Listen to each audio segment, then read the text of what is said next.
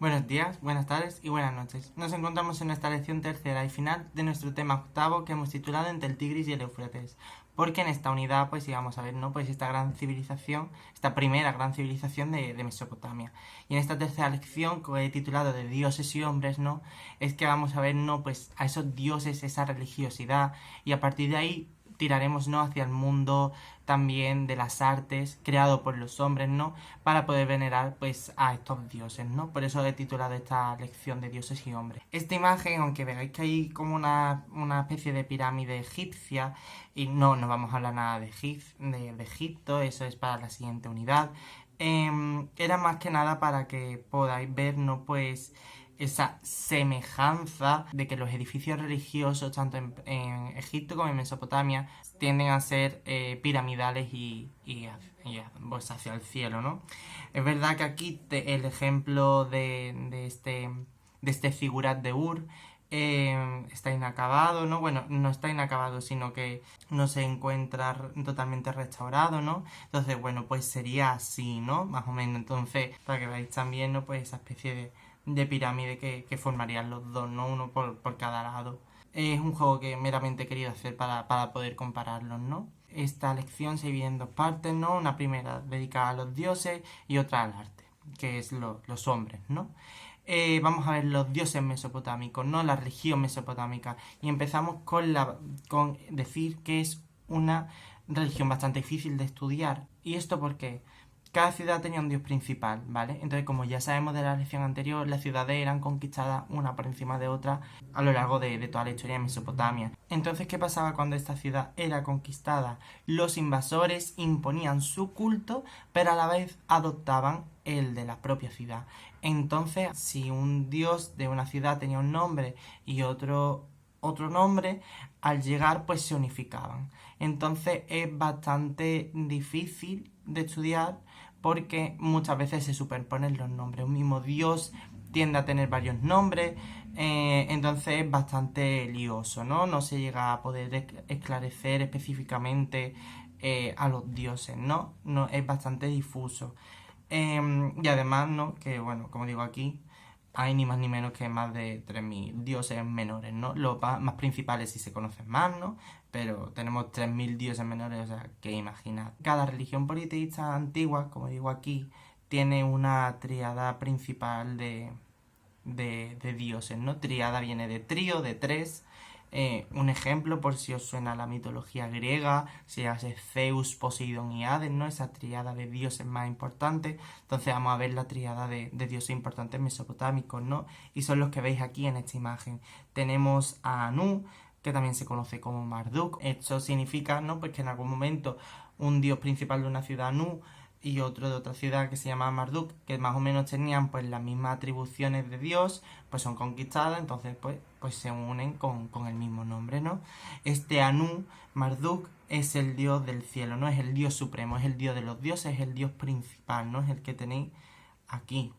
Después tenemos a Enlil, que es considerado el dios del aire y del viento, y es el que envía el diluvio. Y atentos, es porque los humanos son muy ruidosos y no le dejan dormir. Así que el diluvio para vosotros. A mí me despiertan de una siesta, yo soy un dios y yo posiblemente también lo haría. Después tenemos a Enki o Ea, el último que tenemos aquí en esta imagen, y es el dios de la sabiduría, de la magia, del mar y del abismo, ¿vale? Estos son los tres principales. ¿Qué pasa? Con la llegada de los babilonios, ¿no? Ese tercer gran imperio de Mesopotamia, cobra importancia otra tríada, ¿no? Que es la que veis aquí.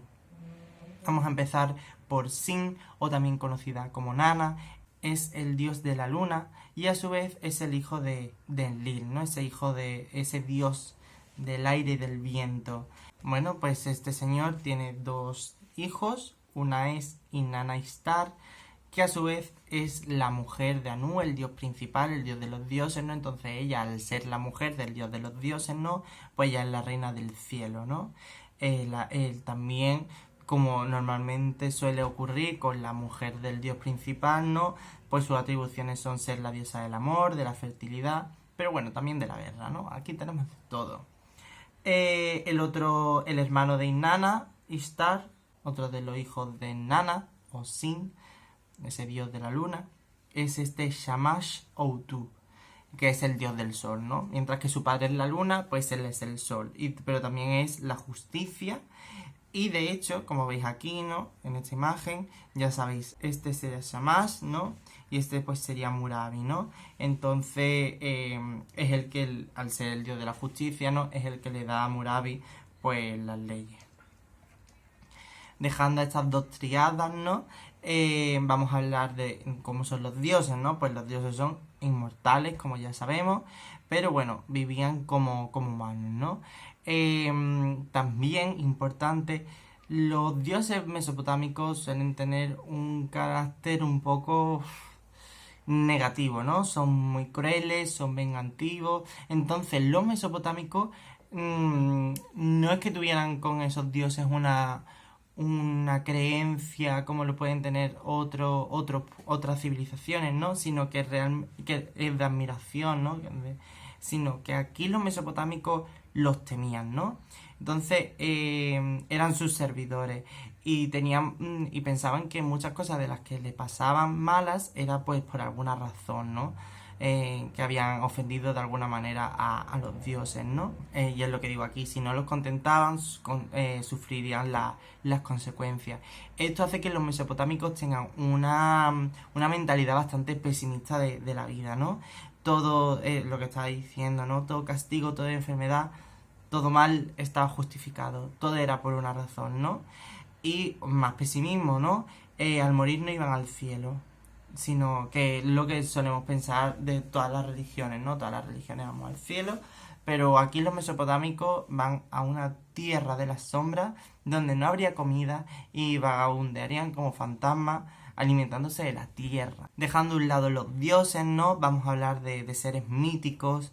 Tenían muchos seres míticos, tenían demonios, genios, espíritus, y uno de los más famosos, ¿no? Pues son los genios Lamassu. Protegen muchas puertas, muchos edificios, ¿no? Es el que veis aquí en la imagen. Son genios alados, ¿no? Como podéis ver, estas alas tienen cabeza de hombre, pero tienen el cuerpo de un toro.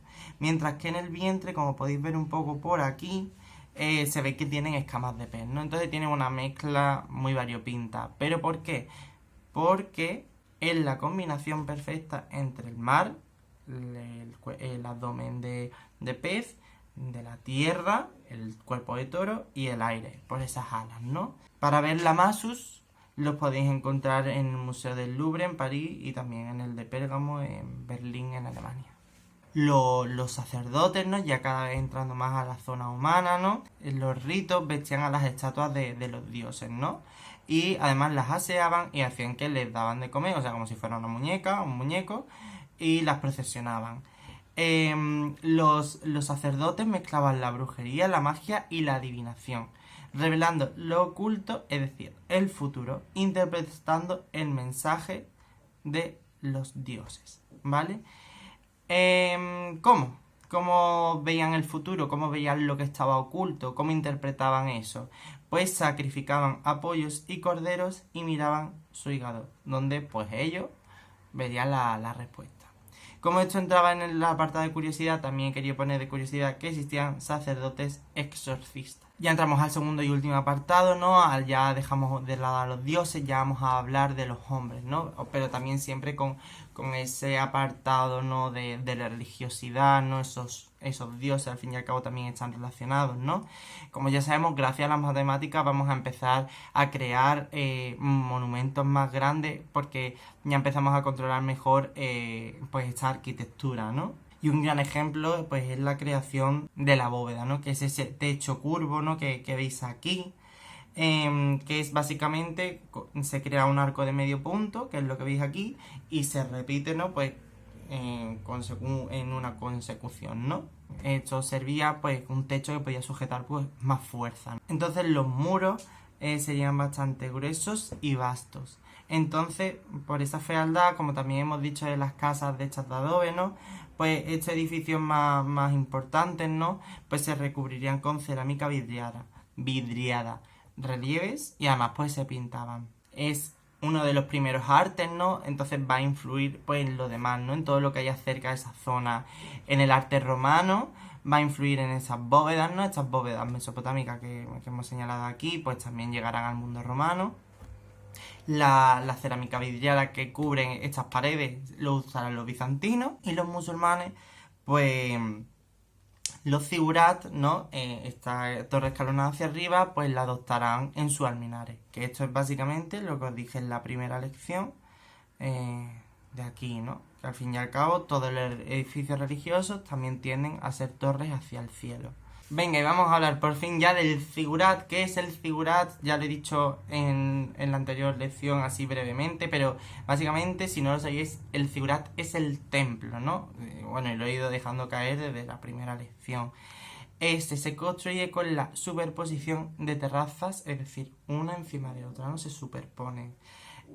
Y poco a poco, a medida que estamos subiendo, ¿no? Pues disminuye el tamaño, y eso es lo que le da ese aspecto piramidal. Estas terrazas se conectarían unas de otras con un entramado de rampas y escaleras.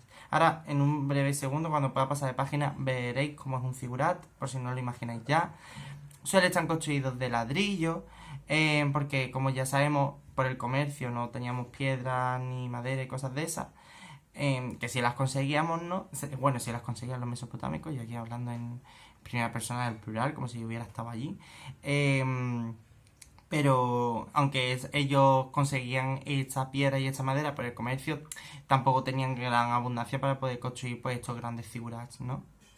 El ladrillo, tal y como pasa con el adobe, con el tiempo se acaba desgastando, provocando normalmente que los zigurats pues se encuentren bastante mal.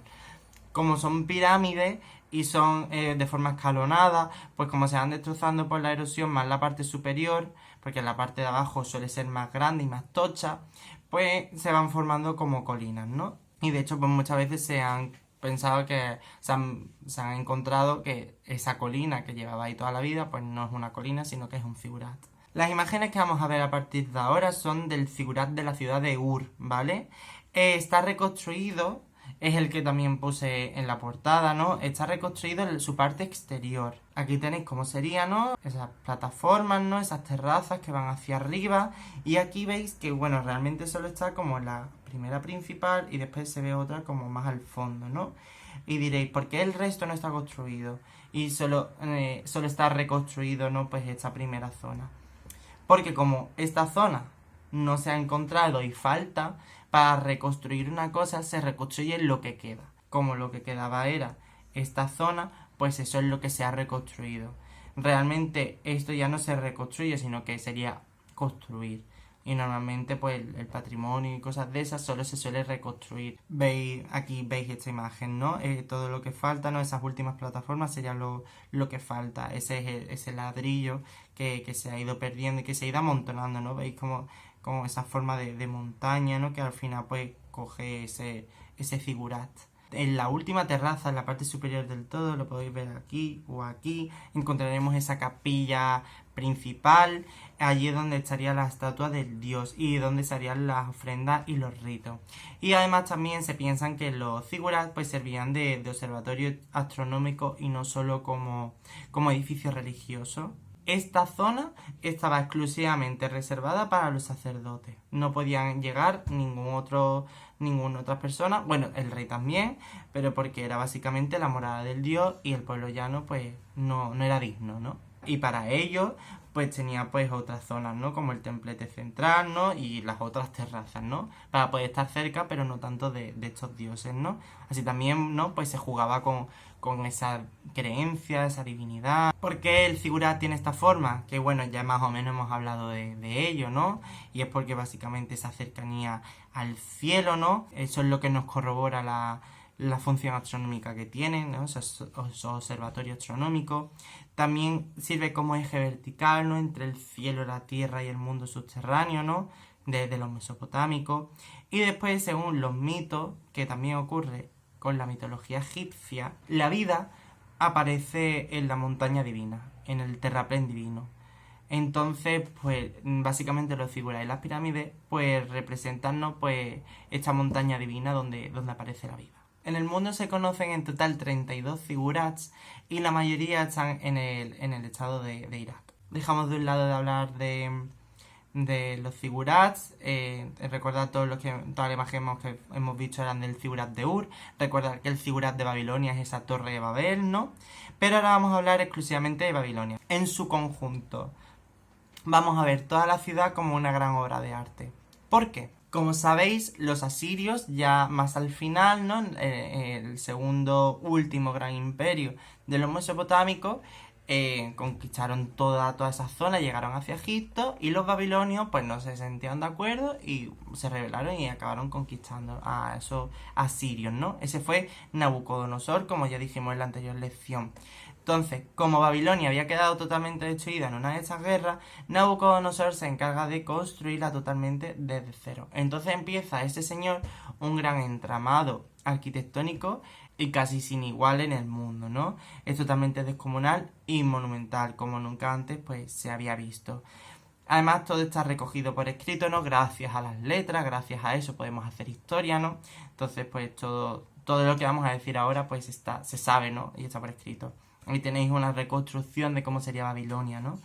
Y es que la ciudad pues estaba dividida, ¿no? Por el río Éufrates. Una de las grandes novedades, ¿no? Es este puente que se construye para conectar un paso a otro de la ciudad, ¿no? Y no solo con el uso de esas barcas. Se podría decir que esta zona, ¿no? Es más para la población, más para el día a día, más para vivir, y esta otra zona, ¿no? Donde vemos el zigurat, vemos este gran palacio, pues sería como la zona más importante, la más dedicada a la divinidad, a los sacerdotes, al rey, ¿no? Bueno, ¿cómo se llega a Babilonia? Pues a Babilonia se llega por un camino procesional, y a medida que vas llegando a la ciudad te encuentras con un foso, ¿no? Tienes un puente levadizo. Todas estas son cosas para defenderse de posibles ataques, ¿no? Y ya llegamos a la muralla, que está coronada por una doble puerta. ¿Qué es una doble puerta? Pues hay una puerta y detrás hay otra. Aquí lo podéis ver, ¿vale? Aquí tenemos el camino. Aquí tenemos el camino procesional.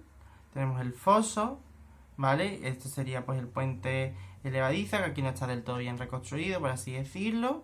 Y aquí tenemos, ¿no? Pues esa doble puerta, ¿no? Una y detrás otra, ¿no? Así también hace más difícil que se pueda entrar a la ciudad, ¿no? Tienes doble línea defensora para poder atacar si van a entrar hacia tu ciudad. Y bueno, como habéis podido ver en la imagen, la primera puerta es más pequeña que la segunda. Esta puerta es la famosa puerta conocida como la puerta de Ishtar. Recordad, era la diosa madre, ¿no? Fallo. Porque esta puerta no se llama la puerta de Ishtar, sino en todo caso se debería llamar la puerta de Marduk, porque es el dios que aparece escrito pues en la puerta, ¿no? Actualmente esta puerta de Ishtar, su gran mayor parte está en el Museo de Pérgamo, en Berlín.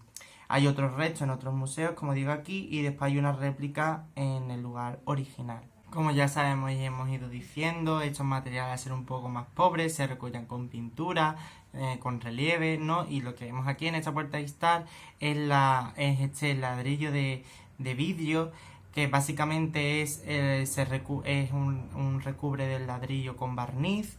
Entonces lo que le da un aspecto, ¿no? Pues así más como de un azulejo, ¿no? Y le da, ¿no? Pues ese colorido. La decoración que vamos a ver en la puerta de Ishtar, ¿no? Pues son toros y son dragones, ¿no? Si pasamos esta puerta y seguimos todo el camino recto, al final llegaríamos al palacio y al templo del rey, ¿no?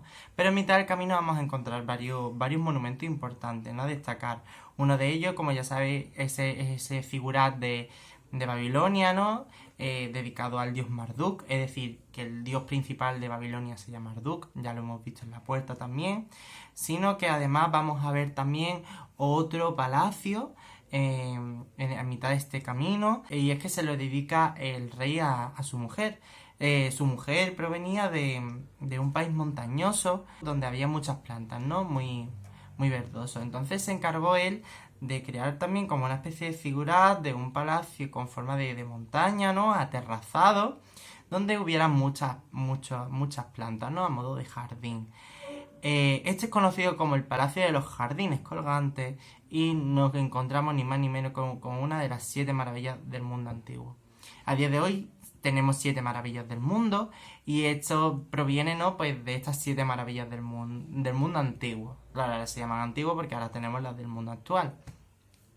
Entonces, a lo largo de estas unidades vamos a ver estas 7 maravillas del mundo antiguo, ¿no? Ya hemos visto, pues, nuestra primera, ¿no? ¿Por qué se llaman jardines colgantes? Y es básicamente, ¿no? Pues estas terrazas, ¿no? Hacían que los jardines colgaran, ¿no?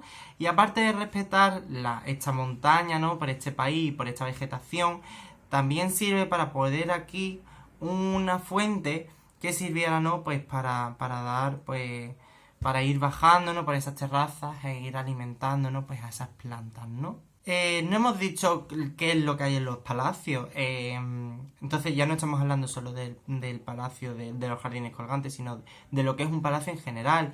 Y los palacios eran bastante grandes, y es básicamente porque en su interior habría de todo. Encontraríamos templos, encontraríamos los almacenes donde se guardaban la comida, también lo típico ya el salón del trono y las habitaciones. Estaban todos situados alrededor de un patio principal, y toda la decoración que había ahí, como era mandada por el rey, pues sería propagandística en favor de su persona, ¿no? Para destacar que él era el mejor de los mejores. Ya para acabar de hablar de los jardines colgantes, muchos historiadores actualmente creen que simplemente se trata de unos almacenes, ¿no? Y aquí tenemos esa recreación, ¿no? Que he enseñado antes, ¿no? Ese camino divino, ¿no? Que lleva hacia el templo, ¿no? Esa vía de procesión, donde al nada más pasar la puerta de Istar a la izquierda, ¿no? Tendríamos esos jardines colgantes, y ya un poco más al fondo a la derecha, pues esa torre de Babilonia, esa torre de Babel. Y ya está. Ya para acabar vamos a hablar de escultura y de relieve mesopotámico, ¿no? Y pasa lo mismo que va a pasar con Egipto, ¿no? Estaba al servicio del rey, ¿no? De las clases dirigentes. Es decir, que todo lo que vamos a ver es propagandístico, no es yo soy el mejor, pues me tienes que representar a mí de la mejor manera, ¿no? Como nos encontramos en uno de los primeros artes, ¿no? Es una de las primeras civilizaciones. Mientras que tenemos una arquitectura bastante buena, vamos a ver un relieve y una escultura un poco tosca en unos inicios, todavía un poco light, ¿no? Con el paso de los tiempos pues irá mejorando, y eso ya será pues con los griegos y en su etapa final. Entonces vamos a encontrar pues esculturas frontales, es decir, como me estáis viendo a mí, de frente, ¿no? No vais a ver una escultura moviéndose de lado, ¿no? Y con lo de movimiento también me refiero a que las esculturas son hieráticas, es decir, están quietas y firmes, ¿no? No vais a ver movimiento. Y es lo que veis aquí, ¿no? En esta sucesión de esculturas, ¿no? No hay expresividad en las caras, los cuerpos son simples y no hay perspectiva ni profundidad. En Egipto tiene un poco más de importancia esta escultura, pero seguirá siendo igual de tosca, ¿no? Y las esculturas, vamos a verlo como veis aquí, de diferentes materiales, ¿no? Aquí vemos más metal, aquí vemos más piedra, y después también podéis ver que hay diferentes tamaños, pero lo más normal es que sean bastante pequeñas. Vamos a pasar a hablar de escultura, ¿no? Y es que en una etapa final del Imperio Asirio, recordad, el Imperio Asirio es ese segundo último imperio, hasta que los babilónicos se rebelan y ya pues empieza a crearse otra vez Babilonia, la que hemos visto hace un par de segundos.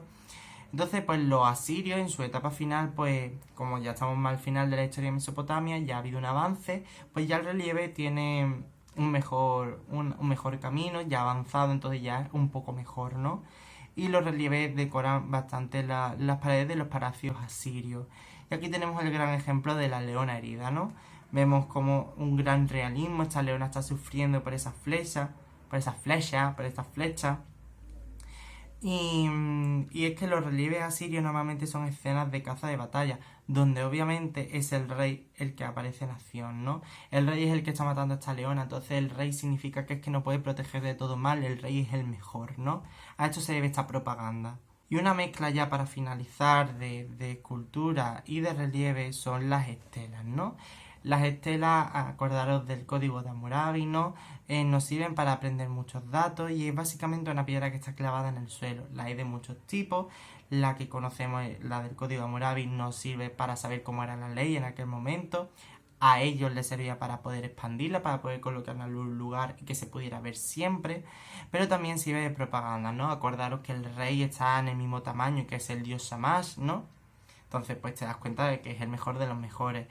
Pero bueno, aquí tenemos también Otra estela bastante importante de Naram Sin. Naram Sin es el rey, es este señor que tenéis aquí. ¿Y por qué digo que hace propaganda? Porque bueno, si lo veis está encima de sus soldados, ¿no? Pero es que a su vez sus soldados están pues aplastando, ¿no? A, a un ejército derrotado, ¿no? A los futuros esclavos. Entonces te das cuenta que el rey es lo más alto de la pirámide, ¿no? El rey es el mejor. Y como veis, el rey está colocado al lado de una montaña, ¿no? Esa montaña sagrada, ¿no? Donde nace la vida, ese figurat, ¿no? Y como veis también aquí hay un sol, y el sol pues hace referencia a Dios, ¿no? A uno de los dioses. Además, si os dais cuenta, veis como dos soles, ¿no? Realmente no son dos soles, sino que es como un sol en movimiento. Y hay una mejora y ya quieren hacer como un movimiento, ¿no? Un intento de movimiento. Y así que totalmente acabamos, ¿no? Con esta pequeña curiosidad. Y es que desgraciadamente por los conflictos que hay en la zona entre Siria e Irak, todo el patrimonio cultural que estamos viendo ahora corre mucho peligro, ¿no? Se está atacando y se está viendo pues en bastante envuelto en estos conflictos. Y es que de 290 sitios de patrimonio cultural, 24 se han visto totalmente destruidos. No solo estamos hablando de cultura mesopotámica, estamos hablando de cultura persa, que son los que vienen automáticamente después. También estamos hablando de cultura griega, que son los que vienen después.